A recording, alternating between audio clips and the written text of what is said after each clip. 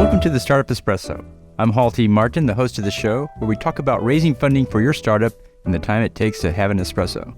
I hope you enjoy this episode. Hello, this is Waldo Martin with the Startup Funding Espresso, your daily shot of startup funding and investing.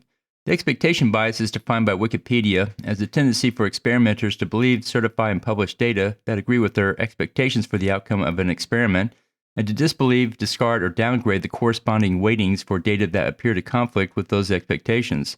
Startups select market and customer data which aligns with their own view, which may or may not represent market reality. Ralph Waldo Emerson once wrote, "People only see what they are prepared to see." To overcome the expectation bias, consider the following. Recognize the expectation bias and how your attention moves to evidence that supports your current beliefs. Actively question what you see and what conclusions you draw from it. Review your assumptions to see if they still hold true. And look for conflicting information and probe further into it to understand how it may impact your view. Examine the source of the information to see how credible it is or is not, and be willing to see the data from the other side. Consider a different potential outcome and imagine what that would look like. This will help overcome the expectation bias and give a clearer picture of the market. Thank you for joining us for the Startup Funding Espresso, where we help startups and investors connect for funding. Let's go start us into today.